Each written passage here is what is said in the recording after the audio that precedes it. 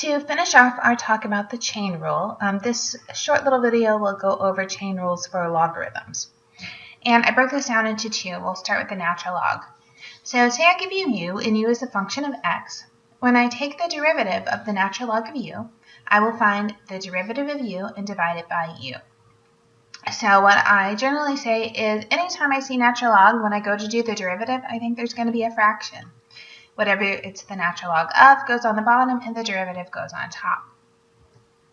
So we'll take a bunch of examples to see how this works. So here's our first one. I have the natural log of 3x squared plus 8x minus 4. So my plan is I will take this 3x squared plus 8x minus 4 and take the derivative. That will be my numerator. And then I will leave it alone, 3x squared plus 8x minus 4, and I'll put that in the denominator. So using the power rule, I can see 3x squared plus 8x minus 4. The derivative of that is 6x plus 8. Then on the bottom, 3x squared plus 8x minus 4 stays the same. And even though it's not beautiful, it's this big fraction, we leave it alone. That's it. That's the derivative. So let's look at a smaller one. Let's say I gave you natural log of 2x plus 7, and we wanted to take the derivative. So I start with the 2x plus 7. The derivative of that is 2, so I put that in the numerator. And then I leave the 2x plus 7 alone. I put it in the denominator, and you're done. So we'll just keep making it bigger. So this one says, given f of x is the natural log of, and this is a big one, x squared plus 4 in the numerator, and 5x plus 9 cubed in the denominator. I want to find the derivative. So the first thing I want you to do is slow down a minute. I want you to use laws of logarithms to expand this. So this will not be the quotient rule. You shouldn't have to use the quotient rule with logarithms. What you should be able to do is expand. So I'm going to take that fraction and split it up into subtraction. So you can see now I have the natural log of x squared plus 4 minus, and that 3 that was the exponent now comes down and is a coefficient of the natural log of 5x plus 9. So you may need to go back and look at your rules for logarithms, but I want you to use these here. It will make the derivatives much easier. Now when I take the derivative, I look at the x squared plus 4. The derivative is 2x, and then the x squared plus 4 goes in the denominator. Move over to the minus 3 ln of 5x plus 9. So just hold on to that negative 3. And the 5x plus 9, the derivative is 5. That's my top. And then 5x plus 9 goes in the bottom. The one simplification you can do here is that this negative 3 times 5 would become 15. Leave that alone. I don't need common denominators. This is exactly what I want. All right, so making that a little bigger, here I have parentheses. The natural log of 3x squared minus 4x, close parentheses, to the fifth. So the natural log of 3x squared minus 4x is my term, and I raise it to the fifth power, and I want to take the derivative.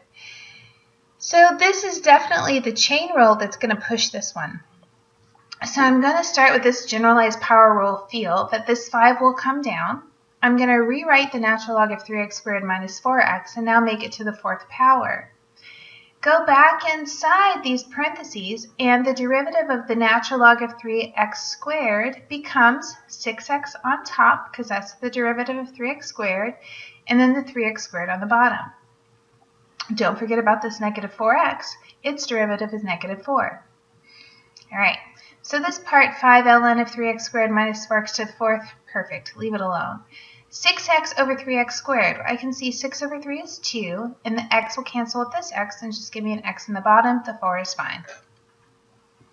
All right, last one of these before we go to different logs. I gave you f of x is the natural log of the square root of 5x squared plus 9.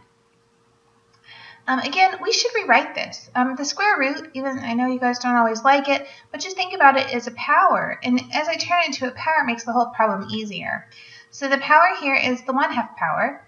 And once I turn it into a power, I bring it up front and it's a coefficient. So I get to let this 1/2 just kind of hang out. Then the 5x squared plus 9, the derivative is 10x. And then I put that 5x squared plus 9 in the bottom because we had a natural log. Definitely you can say half of 10 is 5, so I have 5x on top, 5x squared plus 9 on the bottom. Done. All right, so let's take an example where the log is base b. So once again, u is a function of x. b here is greater than 0, and it is not equal to 1. just like any of the things we've said with log. Then when I take the derivative of the log base b of u, I will have u prime over u times the natural log of b. So I have this one little addition to what I had for natural log, which was u prime over u, is when I have the log base b, I need to include it in the derivative, and it goes in the denominator. That is very similar to what we had when we had log base b of x. All right, so some quick examples. The log base 4 of 9x minus 11. So just like when we started natural log, I'm going to take that 9x minus 11 and take the derivative. On the bottom, I will have the 9x minus 11 and then times the natural log of 4. So 9x minus 11, derivative in the top gives me a 9. 9x minus 11 stays in the bottom along with the natural log of 4, completely finished. All right, even though this one's a little bit bigger, you're going to see it's just as easy. So I have the log base 3 of x squared minus 5x minus 12. Every time I see log, I'm thinking I need a fraction when I go to take the derivative. I'm going to take that x squared minus 5x minus 12 and put that in the bottom. I take the derivative of that, which is 2x minus 5. It goes on the top. And we don't want to forget our base, which was 3, so we put the natural log of 3 in the bottom as well. All right, one more just to show you, if I stick all that other stuff we were doing before with fractions and square roots and stuff, it doesn't make any difference that I switched to log. I still would want to always expand this, use my rules for logarithms before I ever think about taking a derivative. So I see that the first part is a division, which says that's a subtraction. So I have the log of the square root of 5x minus the log of x plus 6 to the 4th. This square root is once again the 1/2 power, so I'm going to write it as a coefficient of 1/2 log of 5x. And this 4 also becomes a coefficient, so I have the log of x plus 6. I'm going to take the derivative now. So the first one, hold on to that 1/2, just leave it there. This 5x goes in the bottom. Derivative of 5x is 5. It goes on top. Notice this log, I didn't put a base, and anytime that happens, I know that that means it's a common log, so my base is 10, so I need to put the natural log of 10 in the denominator. To the second part, I have that 4. Again, it's just going to hang out. X plus 6, the derivative is 1, so I'm going to put a 1 on top. And then I have x plus 6 times the natural log of 10. There's really not anything to do to fancy this one up. If you wanted to put the 4 up top, that would be okay. I'm just going to leave it like it is, along with a reminder that when the base isn't specified, you know it's the common log, which is base 10.